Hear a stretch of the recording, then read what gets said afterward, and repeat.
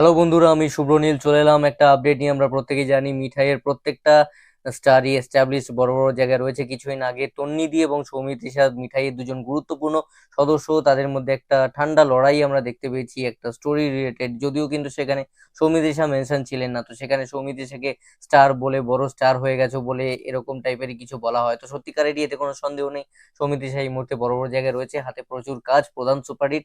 তো কোনো সন্দেহ নেই, সৌমিত্রিষা যেমন কাজ করছে, অন্যান্যরা বড় বড় ধারাবাহিকে যুক্ত রয়েছে, বড় বড় সিনেমাতেও যুক্ত রয়েছে।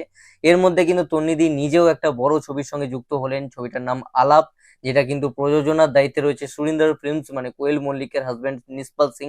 তার যে প্রোডাকশন হাউসটা রয়েছে, সেখানে কিন্তু তন্নিদি সুযোগ পেয়েছেন একটা বড় কামব্যাক করার। এবং সেই ছবিতে কিন্তু বেশ বড় বড় স্টাররাই রয়েছে, মিমি চক্রবর্তী থেকে শুরু করে আবির চট্টোপাধ্যায়, মিউজিকের দায়িত্বে রয়েছে অনুপম রায়, এবং ডিরেকশন দিচ্ছেন প্রেমেন্দ্র বিকাশ চাকি, পদ্মনাভ দাশগুপ্ত রয়েছে। তো বুঝতেই পারছো পুরো বিষয়টাই কিন্তু অনেক বড়, অনেক বড় গ্র্যান্ডারে কিছু আসতে চলেছে।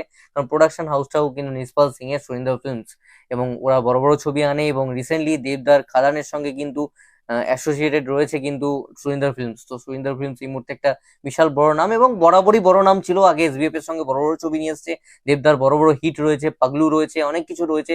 যৌথ প্রযোজনায় এসবিএফ এসকে মুভিজ এর সঙ্গে কাজও করেছে।